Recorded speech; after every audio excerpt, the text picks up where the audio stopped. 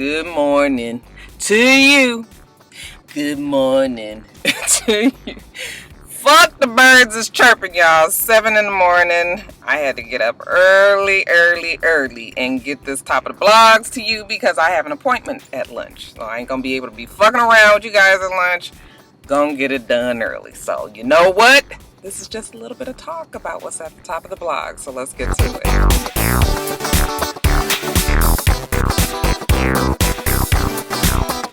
My face ain't even unswollen from the sleep. Y'all see the bags? Anyway, I tried to get my makeup together for y'all just so I wouldn't be on here just looking completely crazy. But gotta talk about your boy Bill Cosby. Now, I hate to tell you that I told you so.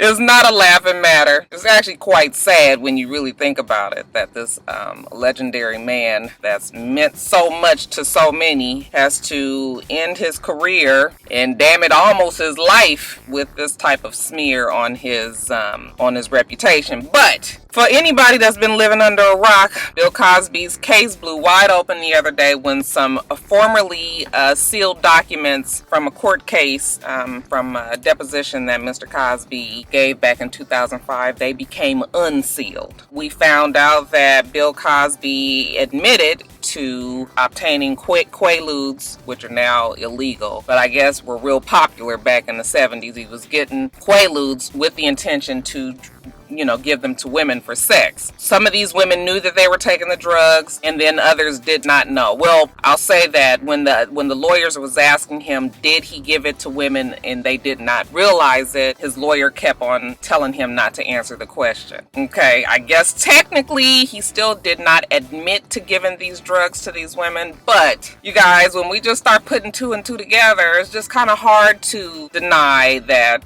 the stories that have come out, lining up with this deposition and his admittance that he was giving these drugs to women. Yeah, you guys, it's just a bad thing. I've always believed that he did it. Sure, there's probably others that are putting 20 on 10, but I think that he did it enough, and that many of the women that have come out were telling the truth. What did they have to lie about at this point? Oh, it's 10, 15, 20 years later. I mean, everybody has moved on with their lives. However, I just, you guys know how I feel about Bill Cosby. Once he became this, beacon of righteousness and, was always this whole upstanding, this extremely high moral code, which is fine if that's what you're gonna do, but what I need you to do is practice what you preach. Okay, you telling black people that they ain't worth shit, they ain't doing shit but buying expensive tennis shoes and knowing the newest rap song and this and that and the other, going around telling comedians don't put dirty things, don't put dirty jokes in their routine. You are this Heathcliff Huxtable, and this is what it is and it's right and all that, and your motherfucking ass is drugging women. What the fuck? Why don't you just not say shit? I never understand why people who have the most skeletons in their closet be the same ones that's talking so much shit all the time. That is the reason why I didn't like Bill Cosby, because I can remember from a long time ago these stories coming out and they've always seemed to be buried. So when he started on that whole kick of, black people need to be better, and I don't want people to not understand me. Yes, black people have work to do. What I'm saying is Bill Cosby was faking the funk. Okay, I feel sorry as for his wife, he's been married to since they were 19. She was 19 years old or something like that. They're like 77 years old now. So a long marriage. This woman has been there thick and thin. I'm sure Camille knew about these things. Probably not to this extent. And she's been there. It's just terrible. The whole thing is just fucked up, y'all. And, at this point, he's 77. Do I think that Bill Cosby needs to go to jail? No. I don't think so. I think that this has been so much. Okay, they didn't besmirchified his name. Shout out to Don King. I mean, he's already been tried. Public opinion is a bitch. Okay, and for somebody who was so highly, we looked at Bill Cosby at the highest level of what is the word? I can't even think of the word, you guys, are so fucking early. But we put Bill Cosby on this very high pedestal. Just the fact that he's fallen down so far, I think that's going to be enough for a man of his age. It's just really, really too bad. But yeah, not surprised. at all. And now people are coming out. I just saw an interview with Jimmy Walker, and he was just talking about how Quaaludes were very popular back in the 70s and 80s, and you know, everybody knew that Bill Cosby had a lot of women around him. He didn't necessarily know about the drugs. However, the drugs were always there. It was the culture, which is true. But he knew that Bill Cosby always had, you know, his white women around, okay? And when you look at the women, they all have he definitely had a type. Almost a complete opposite of his wife, which is not surprising either. That's, you know, a lot of times men get with women that's completely different from their wife, okay? They got the old stand-up citizen wife, and then they got some old deep down in the gutter old ass bitch on the side. But anyway, yeah, they were all, you know, white women, pretty, blonde hair, blue eyes kind of type. But yeah, Jimmy Walker just said that everybody knew that Bill Cosby was a womanizer, and yeah, it's just I had one of my rock stars, I would say his name, but I won't, who went off on me on Instagram and how I was going on and on about Bill Cosby and I should be ashamed of myself and that I wasn't supportive of the black man and blah blah blah blah blah. And this rock star in particular has a tendency to do this. Everything will be going fine, and then he'll go off on me because of something that I said that he didn't agree with. But this is definitely my time to say, oh the fuck well, bruh, your boy is out there, got caught out there. What you got to say about it now? I'm sure he'll have something to say if he's watching this video. Anyway, you guys, yeah, Bill Cosby is just a sad situation. But like I said, I never did not believe the story. This is it for Bill Cosby. It's a wrap.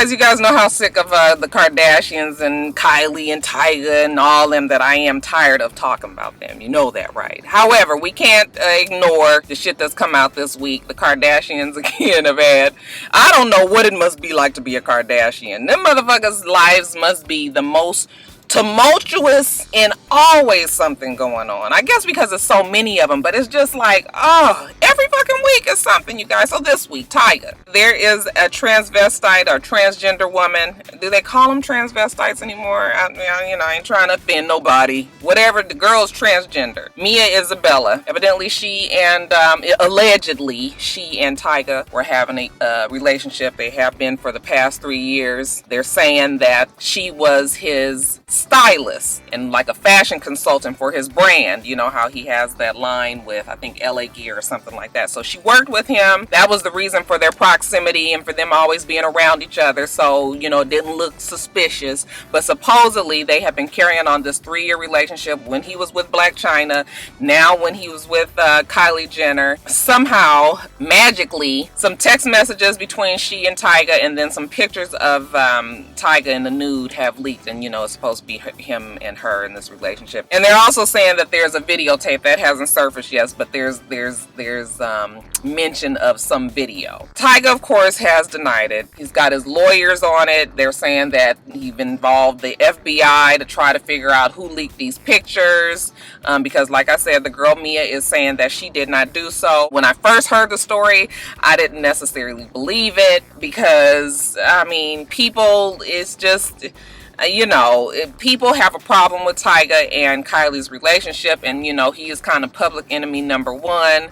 Okay, they didn't buy his album. Everybody's always got something to say about the relationship, and you know, I just kind of felt like it was sort of like a smear campaign, which is easy enough to do. All you got to do is put it out there for people to hear, and people will run with it, especially if they don't like you. I didn't believe it necessarily, but now that I'm kind of reading up on it and everything, I'm just kind of going to sit back and see if anything else comes out about this. It's something about it that makes me feel like maybe it's a little something more to this story with this Mia and this Tyga guy. I'm gonna wait and see really if a video ever comes out. But yeah, it's like, I don't know. You know, this relationship with him and Kylie, you know, she's young. Do I expect the damn relationship to even last that long? Not necessarily, but because everybody is so on them, I think they're determined to try to make this relationship work. However, she hasn't really said anything since all this has come out. We haven't really seen them two together since all this has come out. You know, this might be the straw that broke the camel's back, and she might just be like, fuck it. Or, you know, maybe her mom or her family will pressure her to, you know, kind of get rid of him, because they really haven't felt Tyga all this time. They just started to seem to come around to the whole idea. And I guess it's because, you know, Kylie is almost 18 now and she's an adult. She's got her own house and she's got her own money and all of that. So maybe I look like they were just about to come around, and then this shit come out. Then all of a sudden we see pictures of Kylie and Chris out for dinner. Okay, the same night, you know, enjoying each other and all of that. I bet you Chris sat her ass at that table and was like, look at here, girl. You get rid of that nigga and get rid of him fast. Whatever happens there, you know the Kardashians are going to come out on top, right? If anything, Tyga's whole reputation is going to be ruined. Just like all of the other men, the Kardashians seem to get their claws in. I'm not saying that it's anything that they do per se, but any man that gets involved with them become part of the machine, part of the vehicle. They get shredded up in all of the shit that goes on with them. Tyga might not be any different. So, you know, everybody's waiting for the shit to happen with Kanye. Kanye is so fucking crazy though, and it seems like he's able to separate himself enough where they know they better not do that with him. And I think it's because Kanye has the same amount of money as Kim, or, you know, close enough where we ain't even got to be worried about it like that. But all the rest of them, like, you know, we're going to keep our good eye on what happened with Tyga and Kylie and this Mia Isabella. If anything else comes out, we'll be on it for sure. And while we're talking about the Kardashians, might as well talk about Kourtney and Scott. They have broken up. Now, it's not surprising to me. Scott never seemed like he wanted to be there. It's like Scott got with Kourtney when she was back in her partying days, when she was on the show, her and Kourtney Take Miami or whatever it was that they were in. Scott is a partier. He's a party person. So when they got together, they was having fun, partying and all of that. Then she got pregnant. She turned into mom. Scott doesn't want mom, but Scott also likes the money. I'm sure he enjoyed being famous, being involved with the family. And again, he got swept up in the vehicle. He's part of the Kardashians now. So he gets her pregnant again. Then he gets her pregnant again. And the entire time that he gets all, you know, he keep on getting this girl pregnant, on the show, they never happy. They always having problems. They always trying to figure it out. He's an alcoholic, okay? He likes to party. He wants to go out and hang out with his boys and drink and dance and, you know, what white boys do, you know, throw champagne on bitches. Black people be like, bitch, the fuck wrong with you? You got my fucking hair out. White people be like, ah! Anyway, you know, Scott's been over it. I think Scott has been trying to deal because of all of the benefits that come with it. You are a part of all that money, and I'm sure he's made money from it, from the show, from appearances, from, you know, being able to start his own businesses, whatever. But him and Kourtney has never been compatible with me. I could never understand why they kept on with this charade. And then Kourtney, she's such a fucking stick in the mud, just an old dull blah, ugh. And it's not that it's bad. I mean, you know, she's a mother now. She's got responsibility. She's got these 3 kids, you know, but Kourtney has always kind of been very aloof and standoffish and not really the person. You know, her personality is, yeah. Okay, just a fucking stick in the mud. So somebody who's the life of the party, and then you get somebody down here that's just always just sort of like, Scott, you're not going to be able to come in the house. That's my Mimi voice. That's my Mimi/Debbie voice. But you know, she just, yeah. They're 2 extremes. A lot of times that works, but most of the time it doesn't. I mean, you have to be able to find some common ground in a relationship. So I'm not really surprised that the 2 of them broke up. They may get back together. Scott does seem to be concerned about his kids, and I think that's what also has kept him around this long. But as far as him and Kourtney, like, yeah, I ain't nothing surprising me at this point.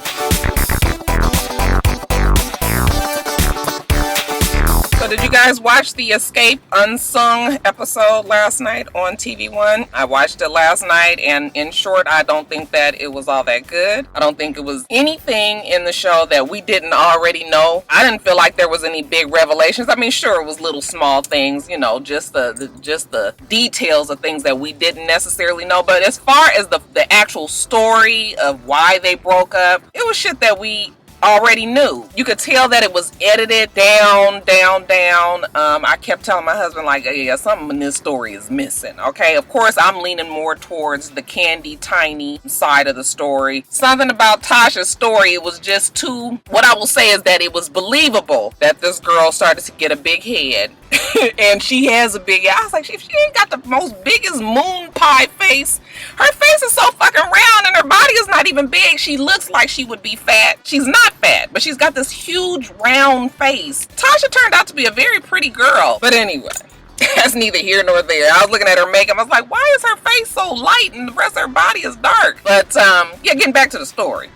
I got off. Yeah, Tasha's story was a little too clean for me. I was just like, something is missing here. And then as far as Tasha's sister, you know, and coming out and saying that Kandi had slept with Jermaine Dupri and his dad and all of that, yeah. Kandi is so over it. We know from the show that she's not the most forgiving. So she is, I don't ever see any kind of reunion with Escape. And even though I was watching it last night and Escape had like a whole bunch of jams like that I used to love. I mean, I have their albums and everything. There's still nobody that I really have to hear. I guess maybe because I'm not from Atlanta, you know, maybe they're a big phenomenon out here, but there ain't nobody that really I need to see on no tour. I really don't. I don't have to hear them songs, even though when I heard them, I was just like, oh yeah, that was the jam. Oh yeah, I forgot about that song. That one song when they were talking about how they, you know, sexied it up.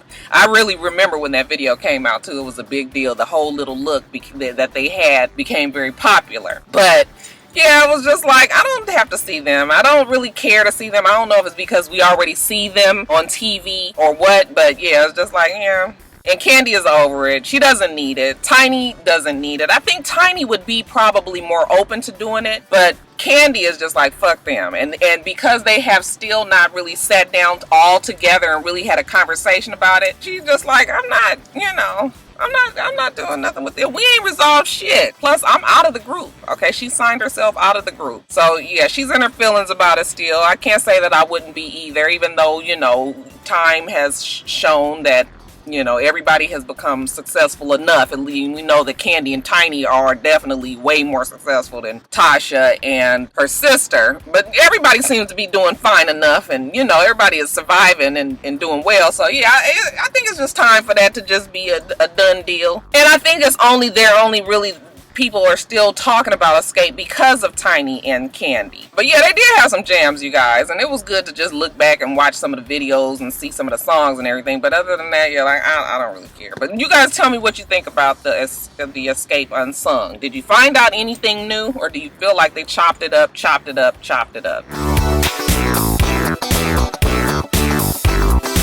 Child, I got to hurry and get off of here. My time running out. Jared Fogle. Do you guys know who he is? He is the formerly 425-pound kid. He was a freshman going to Indiana, some college in Indiana, and he embarked on a mission to lose this weight, and all he ate was Subway veggie and turkey sandwiches. He lost 235 pounds. He became a Subway sensation. He did over 300 commercials for them. He did appearances. He was going all around the world. He's talking to people about eating healthy and how Subway helped him do that. In short, he grew to be worth $15 million. While he was around talking about how wonderful Subway was, he started a foundation that focused on young people eating healthy, being more concerned about activity, and that sort of thing. He hired a gentleman by the name of Russell Taylor to run the foundation. Everything was going pretty good with the foundation, and then back in 2008, I guess, Russell, he then got wrapped up with this lady, you know, had sipped one too many that night and told her how he had videos of, you know, kids having sex or kids naked or some shit like that. I think it was kids naked. And she was concerned about that, so she called the police. So the police did an investigation, and they ended up arresting old Russell Taylor for 7 counts of production of child pornography and 1 count of possession of child pornography. So production of child pornography means that he was recording, he was videotaping these kids. Some they say as young as 9 years old in the nude. They weren't having sex as far as I know, but he was taping them in the nude, or partially nude, and they weren't aware of it. So and they were in his house. He had all this video and shit, and so the police, when they did the investigation, they went on and arrested his ass. The one possession of child pornography, I don't know what that would be. But yeah, bad times for Mr. Russell Taylor. He got his ass up in jail, and I guess he thought he was like, you know what, this too fucking much, let me kill myself. And they was like, nigga, no you don't. They caught him. He actually tried to kill himself. He was successful in the attempt, however, he did not die. Did I say that right? You guys understand what I'm saying. He was fucked up. He was in critical condition, but they sure did nurse his ass back to health, okay? And yeah, now he's awaiting his fate, the trial and all of this. But while they were looking for the files and looking through the files, they saw something that linked to Jared Fogel's computers and his files and things. So they decided that they needed to investigate Mr. Jared Fogel's computers to make sure he was not involved. They haven't really been real clear about what they saw. However, it was enough of them to investigate Jared Fogel. So they went on to his house and they, was taking out computers and folders and files and shit, and it was a bad look for Jared, definitely. As soon as Subway found out about it, they was just like, okay, we gonna suspend our relationship with Jared, okay, because we didn't know shit about this. We want you guys to still come get sandwiches from us, okay, we don't fuck around with them kids. Of course, Jared has not been, they haven't arrested him. They said that he's not a suspect or anything like that. However, just the cloud of all of this over him has been bad for him. If he has any fucking sense,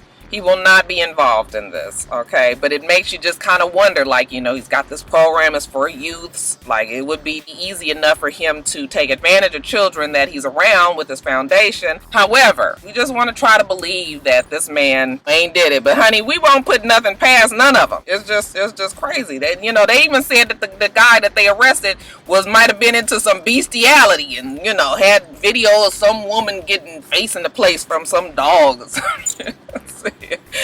Y'all, I tell you, the shit that people be into. I mean, we all got our little thing, I guess. But, facing the place from a dog, though, cuz? Yeah. I guess. And that's it for Jared. He's not charged with anything. He's cooperating with the police. Again, we're going to keep our eye on this one, see what happens with Jared. But, yeah, it's already not looking good with his relationship with Subway. It might be a done deal there, too, you guys. We'll see, though. Guys, Joe Budden, he has this podcast that's called I'll Name This Podcast Later. I think that's what it's called. And he was on there the other day and he was just talking about how he's not here for this whole Meek Mill, Nicki Minaj situation. What he was basically saying was this whole sappy I'm in love shit don't equate with the Meek Mill, the street nigga, the on the bike set, and he's hard, he's tough, and all of a sudden he's on the stage with Nicki Minaj and he's holding hands with her and gazing into her eyes, okay? He's on interviews and, he's fiddling and the motherfucker can't talk and he just looked like a baby, just like all of a sudden, just like goo goo gaga over his woman. And he was saying that it just doesn't match up with the image of who we thought Meek Mill was, okay? Now that ain't what he said, but I'm just giving you the broke down version of what he said. Of course, Meek Mill got word of it and, was upset by the shit that he said. And then, so then all of a sudden there's this war going back. He was saying that, Joe Budden is, a bitch basically, and nobody listens to him. Nobody listens to his music. He don't have nothing to say, yada, yada, yada. I had just tweeted a few days before Joe Budden came out and said that and said, I just wonder how long that Meek Mill is going to be okay with living in the shadow of Nicki Minaj and being Nicki Minaj's boyfriend. Okay, Nicki Minaj's boyfriend. Because he has an album that's out, and it's a pretty good album as far as Meek Mill albums go. And he's doing publicity and press for the album, and everybody is asking about Nicki Minaj.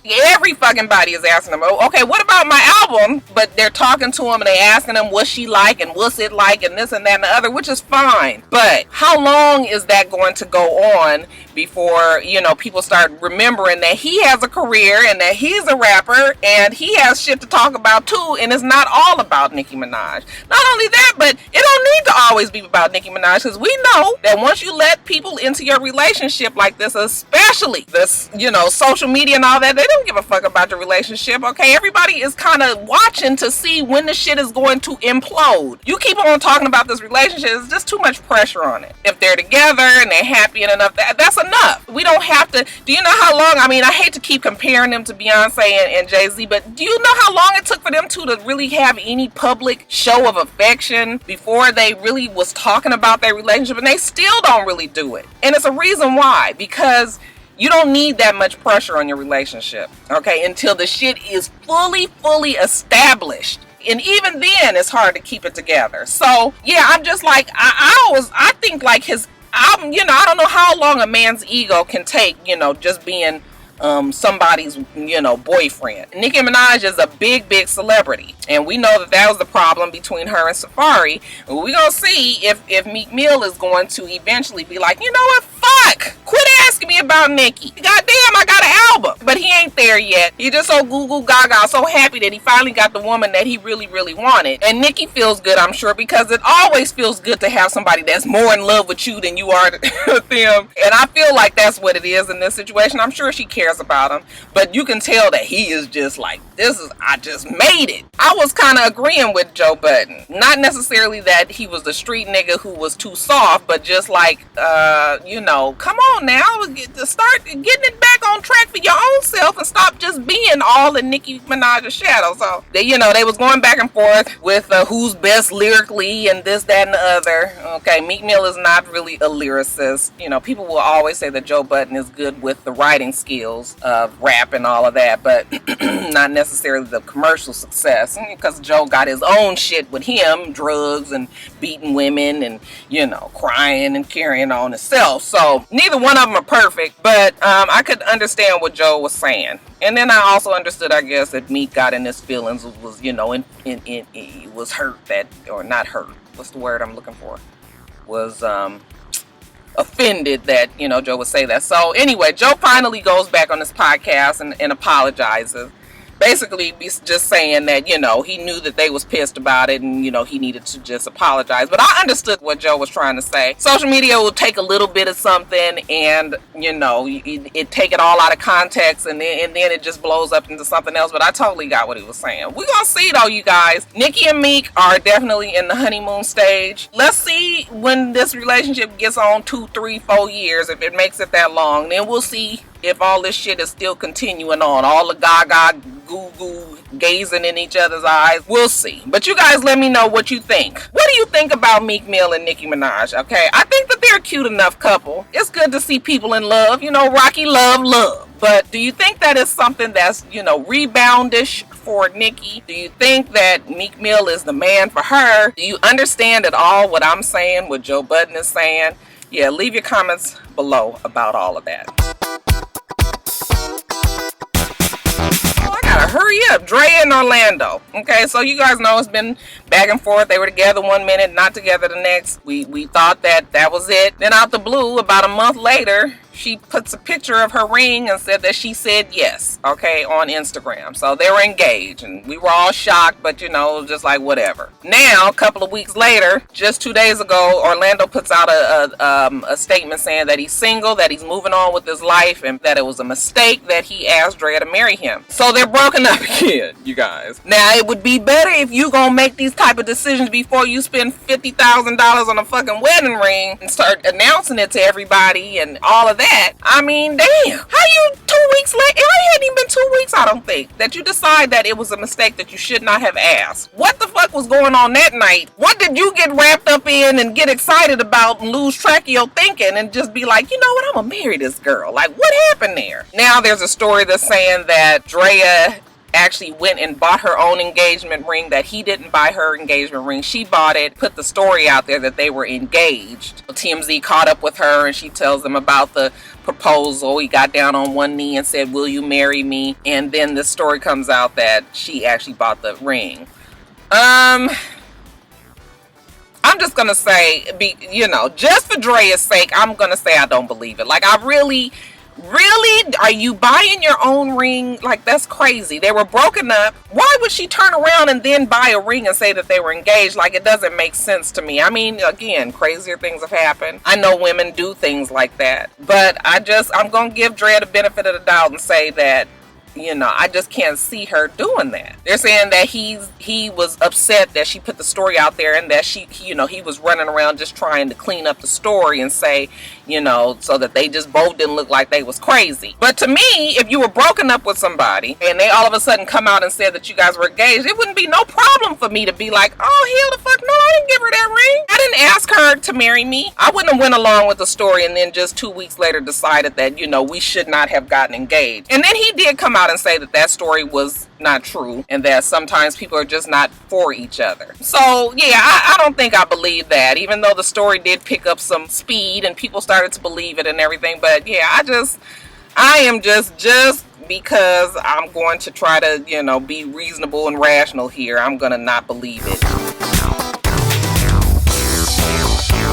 Alright, you guys, and lastly in quickies, I gotta get off of here. Work is about to start. First up, congratulations are in order to Althea and Benzino. They have announced that she's pregnant and she is due in November. It is a real relationship. I swear, I wasn't really sure when they were on the show, but since they've been together, since they broke up, since they left Love and Hip Hop, and now this baby, you guys, yeah, it's official. This is the real deal, Holyfield. It still amazes me that someone like her would be with someone like him, but you know what? They say that Benzino actually is nice in person. I've heard so many bad stories about him, but maybe he's grown up, so child, I guess. Congratulations to the two of them. Your girl Rosie Perez is leaving The View. She's only been on the show for like a season or a season and a half or something like that, and she's already going on. She said that she's wants to pursue her acting career, okay? And that's what they usually say when they say, I'm tired of this fuck shit.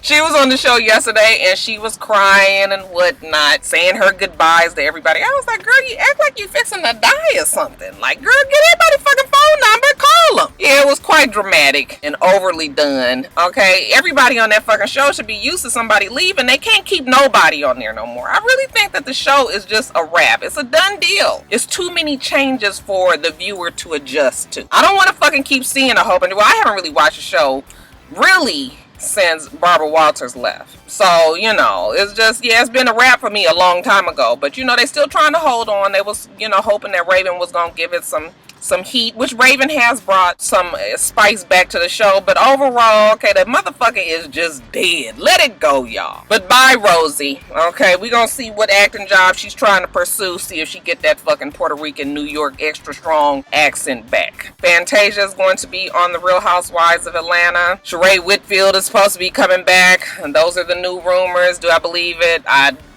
Like I told you guys with Nene, I won't believe anything until it happens, until they really start making official statements in October. Before then, it's always this kind of shit. People seem to forget that it's always this kind of talk when they are in hiatus and the season isn't taping. There's always this kind of talk. They throw out all kind of names and everybody get all up, they panties in a bunch. Fantasia, I just can't see her on that show. But she definitely would bring some viewers, okay? If they have Fantasia and Kim Fields and Sheree and, it will definitely, that whole show will be a totally different show. And maybe that's what they want, but yeah, I don't know. We'll see. That's all I'll say is we'll see when the damn show come on in November. And then speaking of new additions to the cast, Rima is a confirmed new cast member on Love and Hip Hop New York. Her and her husband Papoose. So, I think that's going to be a cool addition to the show. I would like to see. She seems so cool and seems so different than from when she went into jail. I'm sure she's a changed person, you know, for better or worse, whatever it's gonna be, she's not the same as when she went in. But she just seems so calm, cool, collected. It'll be interesting to see what her personality is like since she's, you know, been back home. So yeah, I'm there for it. Yeah, definitely that's a good addition. And then lastly, Dwight Howard, he has, fuck, how many baby mamas do the nigga have, you guys? This last baby mama, I think her name is Christine. Well, I don't think she's the last one, but Christine Vess, I think that's her name. She is a gospel singer, and she was with Dwight, and she put Royce Reed through the fucking ringer, talking about Royce and how, you know, she wasn't a good parent, and, you know, why, you know, Dwight wasn't with her and wasn't giving her the time of day, and this, that, and the other. And now, you know, lo and behold, a few years later, we see really what it is with Dwight. I think fucking Dwight just has a goddamn problem, okay? So now he treating Christine the way he had been treating Royce, and now Christine is singing a whole different tune. I hate the saying that, you know, how you get them is how you lose them, because it's so cliched and it's not always true. However, in this case, I do believe how you get them is how you lose them. Okay, Christine got the nigga. He ain't never been right. He ain't never gonna be right. Hate to say it about somebody, but sometimes you just gotta call a fucking duck a duck. It is what it is, okay? Dwight likes to fuck, get everybody pregnant, and then bounce. So that's it, Christine. I guess your eyes is open now, huh?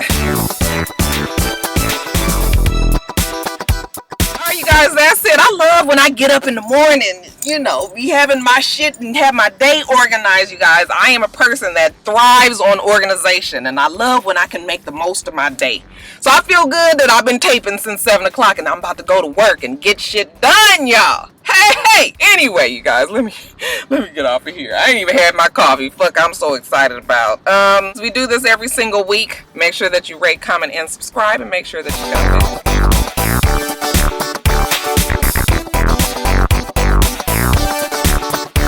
Until next time, Roxstars. Bye.